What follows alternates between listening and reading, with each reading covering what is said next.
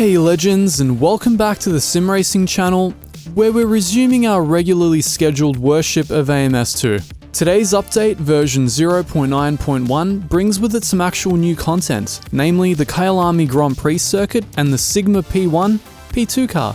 Two very major parts to this update involve rectifications to the multiplayer netcode. So those of us who've raced close with our friends will know in the past it's been very easy to send a car just by racing close to it. This has apparently been sorted out, which is absolutely amazing. AMS2 is probably the most fun I've ever had in multiplayer sim racing, so the fact that we can actually do it and race closely, wow. The second major update is an AI performance calibration, which should have the AI racing a bit more sensibly when we're doing single player runs. Because I know you guys want to get straight into the good stuff, we'll run through the changelog very quickly and then just get into testing that brand new content. So the version 0.9.0.1 changelog, in terms of content, they've added the Kyalami Grand Prix, the Sigma P1, and a Passat to the Copper Classic FL class. General update app key used in Live Motion SDK. What that means, don't ask me, I'm just reading it out. Netcode reduced Fade Excel parameter to minimize chances of ghost car-to-car collisions in a multiplayer session. I can't say I've experienced this myself, but my condolences to those of you who have.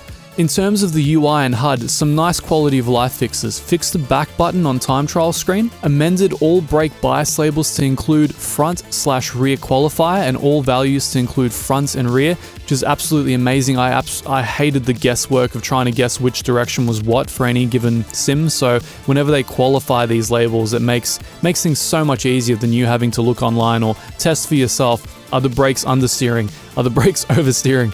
Fixed telemetry HUD screen anchors, fixed in-game menu anchors on various pages, added track altitude information to loading screen, which is awesome because that actually affects the engine performance of the car in the Madness engine. Added current time of day to session overview/pause screens, awesome. Added Imola 1972 and modern track maps. Added stock car driver names, updated missing tyre names for Caterham's F Ultimate Copper Classics. Added chat box to lobby page, multiplayer and pre-event screens, makes it nice and easy to organize lobbies with your friends. Fixed bug with incorrect engine torque statistic in vehicle selection and loading screen due to reverse metric/empiric system conversion. Adjusted naming for various Metal Moro MRX models. Fixed track country label on lobby page. Added exit confirmation to pre-event screen. Cooldown lap now defaults to manual player control. And the good stuff, the physics. Standardized ranges, adjusted drag and lift increments per setting for cars with adjustable radiator and brake ducts, adjusted brake heating for all prototypes and GT cars, minor adjustments to Ultima Race Stock V8 F Vintage tyre treads, reduced roll inertia for Stock V8, Super V8, Ultima Race and Ultima, slightly reduced grip off the ideal racing line. That'll be interesting. Got to actually adhere to the way that you're supposed to race the track now. Reduced Metal Moro AJR diffuser efficiency. Adjusted stock V8 diffuser, center of pressure slightly rearwards, adjusted Rocco MRX ARC Camaro engine torque curves, move default brake bias rearwards for sprint race, stock V8 and Ultima Race. Now having raced the stock V8 a bit over the last couple of days, these adjustments look like they're going to help it out a bit. It seemed the brake bias was definitely way too far forward. The car was kind of understeery until you got on the power, at which point it just spun instantly. So I think there are a lot of adjustments to be made to that default setup profile. In terms of the AI, we've got slightly increased AI awareness of human players, which I have verified earlier and will verify again later in this video. AI performance tuning, and listen to this. This is very foretelling, unless it's a typo. AI performance tuning for GT3, Stock V8 P1, 2, 3, 4, Ultima Race, Sprint Race, F3, and F Vintage classes. GT3. There are no GT3 cars presently in the game. Why would there be AI performance tuning for them? Huh? Tracks. Spielberg, fixed hole in garage floor, replaced incorrect, etc., etc. Brands Hatch, fixed bug with cars appearing to float over the track. I hated this. It ruined so many of my replays that I recorded for you guys. I wanted to use them as part of the backdrop for these videos, but the car just looked like it was doing this weird Dracula Bram Stoker float over Brands Hatch. I'm so glad that's done. Vehicles. AJR adjusted driver animation, added Imperio number 175 and Motten Racing 46 liveries. MRX corrected RPM LEDs for all variants, Ultima Race adjusted collision mesh, and Puma PO52 new liveries and updates and redesign. They also have a number of other additional changes that they just threw in there that they're not really listing as part of the changelog, so we won't focus on those. So with that out of the way, let me jump in and test the new content, the Sigma P1 with the Kyalami Grand Prix circuit. Hope you guys enjoy it. Make sure to pick up this game while it's still on early access and smash that subscribe button. Show this small channel some love. The more that you guys engage, comment, like, share, the more the algorithm knows that you want to see content like this, the more it spreads it around, the more content we can make in the future. So the very first time I actually got familiar with this track was due to David Perel, actually. He was, I think, showing an onboard of him driving it in real life in his Ferrari, and it looked kind of compelling. I'd never heard of the track before, I didn't realize it existed.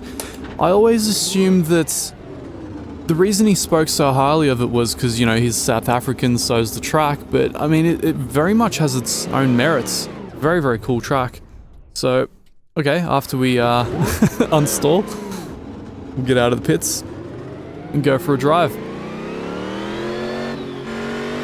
So, based on the weight of the steering, yeah, alright, the initial impression that you get is that you're in a fairly high downforce vehicle.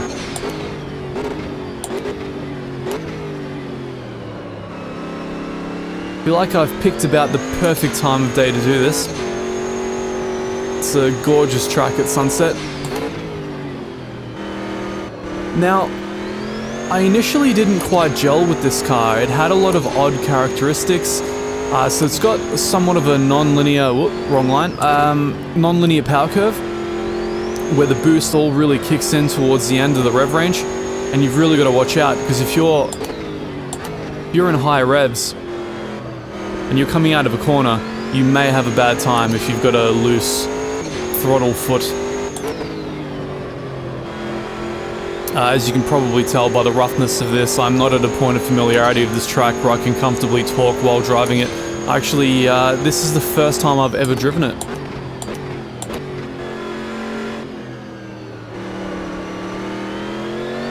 So yeah, the car's handling characteristics, I found it to have a tendency to understeer while coasting, and then a tendency to power oversteer on corner exit, which is very dangerous, and also a tendency to kind of understeer under braking. Yet if you shift the brake bias too far rearward, the car will just kind of step out on you because there's no ABS. And one ongoing issue I'm having with Automobilista is that the brake pedal still doesn't quite feel right compared to other games. That's actually one thing I should have done. I should have dropped the brake pressure down by 1 or 2%. I don't necessarily blame the game for this. It's hard to tell because I have very low-end Thrustmaster T3PA pedals, and I'll always be inclined to blame them before I blame anything else. But for what it's worth, the game currently doesn't gel with those pedals.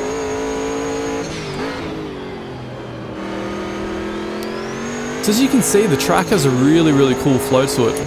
A lot of elevation change, but very wide, GP style. And the car, as you can hear, makes some... Oh, what are you doing, Eamon? The car makes some glorious sounds. That boost dump, that atmospheric boost dump. That is the mating call of my people. And my road car makes a lot of those sounds. We're a dying breed, you know. There were a lot of us in the 90s, but not anymore. With everyone driving their refined European vehicles these days, us JDM boys are not as common as we used to be. But anyhow, my initial impressions of the car were that I didn't quite gel with it. I wasn't really vibing it. I don't know, it just wasn't connecting. Could be partly because I tried it out for the first time at about 3 AM and I was ready for bed. And thanks Reza for dropping stuff at, like, you know, peak rest of the world time rather than peak Australia time. Always appreciate it. Always get to this content a day after everyone else. But the more and more I drive this, the more I'm connecting to it and the more I appreciate it. I think rather than being a case of the car not necessarily being right or whatever else, It's more a matter of it just needing the right tune for my driving style, and you'll probably find the same thing. Not to mention that, you know, I also need to learn the track a lot better. I'm not at that point of confidence where you can just push, you know? But I do like the turns. I do like how that's just a slight bit too long to be comfortable going flat out. They're just slightly off angle, just enough to make you a little bit uncomfortable. Slightly off camber. We can really feel the aerodynamics. With that aside, instead of me trying to put together semi-competent laps, what we might do is try out the AI, because one of the big updates for this is apparently the AI behavior. So let's wind back the clock a couple of hours, fill up the field, and see how it feels. Okay, so here we are among a grid of other P2 cars. Now, some of them should be Sigmas, but it appears that the game has a bit of a problem in terms of interpolating classes when you select same class cars. It appears that the AI is still not so great at launching from a standing start. But my feeling also is that we have probably a lot more power than these other cars. And my secondary feeling is that they're going to own us when it comes to the tight, twisty sections of this track, so let's wait and see. So there are aspects of this car that I still haven't quite gotten my head around. I've got to say, in terms of like an innate gelling, me and this car, we're not it. We're not a match made in heaven. It has this tendency to coast understeer on corner entry, and then massive power oversteer, especially if you crank up the boost to 100%. So you have to be extremely mindful because the car has no assists. It's a bit like an LMP3, I guess. I'm not sure if its performance characteristics line up, but the feel of driving the car is a bit like an LMP3, except it feels a little easier to lose. Maybe the aero isn't quite as on point as an LMP3. It's a little more squirrely, a tiny bit more road car-ish. It's a very hard corner to get right because of my current brake situation, unfortunately. So my brake still doesn't quite gel with this game. I don't know what it is. Well, I do know what it is. It's a horrible brake pedal. It's a Thrustmaster T3PA Pro. And it's just no good. There's no feel, and due to the rig being so poorly mounted right now, everything is bending and flexing and moving around, including the chair that I'm in. It's a bad time. I can't quite brake on the limit and then trail brake as I would want to, so I'd be trail braking all the way into the apex there if I could. But right now I'm just struggling to hold on for dear life. But anyway, in terms of the AI, it's a bit hard to tell with them behind us, isn't it? But I mean, so far they haven't really done anything stupid, so I mean, it's better than normal, right? Nobody's sent anyone in the air.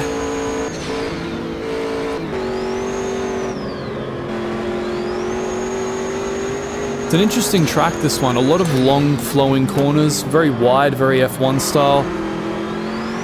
But a lot of off-camber stuff that you can tell is very well suited to open-wheeler racing.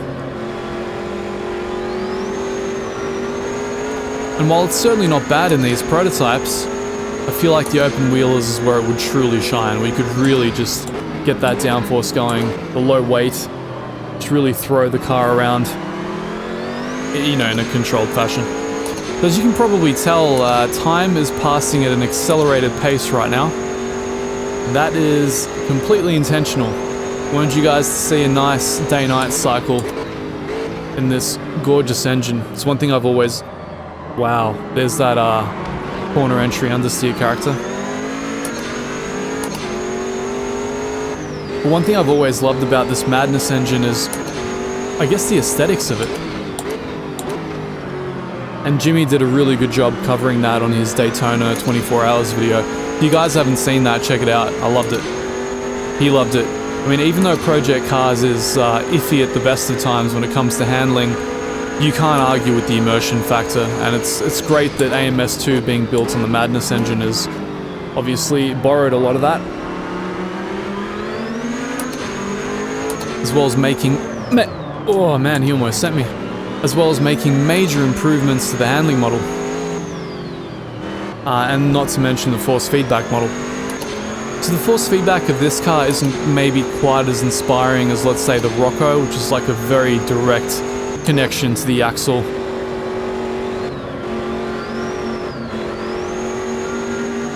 But it's still alright, you know, as far as these kind of cars go. And the AI is racing me pretty well. They're certainly, this is probably the first time I've ever read the AI notes and played a game and gone, hey, there's actually an improvement here. Something has actually happened. So congrats, Friesel. You've done something. The AI are marginally less homicidal, even though they keep bumping into the back of me here. But that's more my fault than theirs. I'm still very much struggling to find the limit with this car and this track, or just, you know, competency at all.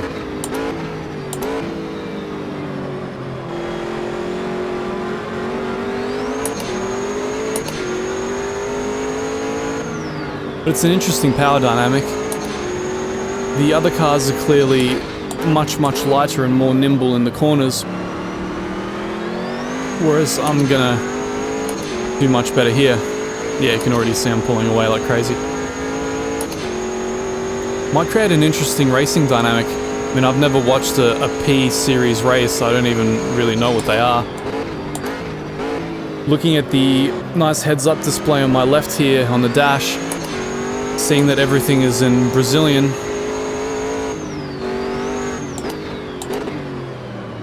makes me think that it's probably a Brazilian specific league, so would explain why I've not seen it. So, full nighttime now, lights are doing their thing. No performance loss on my PC that I can see. It's another thing I've always loved about this engine. Very high performance, very good VR performance, very good VR immersion from what I hear from my friends. I don't have VR personally, but I hear that it renders that stuff quite well. And one thing you guys might find interesting, if you followed this channel for a while and you remember around about a month ago I did a video comparing the GT3 cars of ACC and RF2. And one of the sticking points for a lot of people was that I used non-high downforce cars in order to showcase weight transfer behavior, to, you know, exaggerate it and make it clearer. But everyone was saying, well, how can you do that? How can you, ACC only has GT3s, whereas you're showing like stock cars? And sure, okay, I was doing it for exaggerated effect. But if you actually want to see a great case in point, drive this car. Maybe here, maybe Brands Hatch, maybe Adelaide, somewhere with curbs and bumps and whatever. Do a hard lap, do it on the limit, grab some curbs, and then watch the replay. If you want to see weight transfer rendered in a stiff car that's high downforce, look at this and then compare it to your ACC replays. Well, I don't believe I put in enough fuel to make it through the lap. Okay, well now that we're bowing out respectfully out of this race, allow me to finish my train of thought there. One thing that this engine does remarkably well is render the sense of weight transfer no matter what you're in. It gives you an idea of the forces acting on the car, the loading. You can see the tires being squished, you can see the side of the car, you know, being pushed into the side. That's one thing I always appreciated even in Project Cars 2. I remember playing it, back then it was that and AC that were my main sims, and I remember every time I played it after AC, I got the distinct impression that I was driving on rubber for the first time ever. Like, it was the first time I'd experienced a tire model of this level. You know, I wasn't aware of Live for Speed. I wasn't aware of, I guess, BeamNG, and rFactor obviously was still around back then, but I wasn't quite into the sim thing enough. So this engine was my first introduction to a really, really good tire model. And the reason I bring that up a lot is because this game is super engaging to drive on the limit because of it. And that's something that pretty much everybody is picking up on. It's just super fun, super engaging, and you know, every new update it gets a little bit better. Clearly in this one they've sorted the AI quite a lot. Speaking of which, they're now up to, well, I guess this is version 0.9.1, which means we're halfway through their early access phase, which means the price discount is going to go down from 40% to 20% soon. If you haven't picked up a copy of this game yet, just do it. It's great. I can't imagine that it won't be a top 3 sim going into the next generation. It has all of the makings of a new rFactor, but with all the things that we wish 397 would actually fix, and that's my best case scenario. If I get like an rFactor 2.5 out of this, I'll be absolutely over the moon. Anyway, until next time, make sure to smash that subscribe, and we'll see you guys later.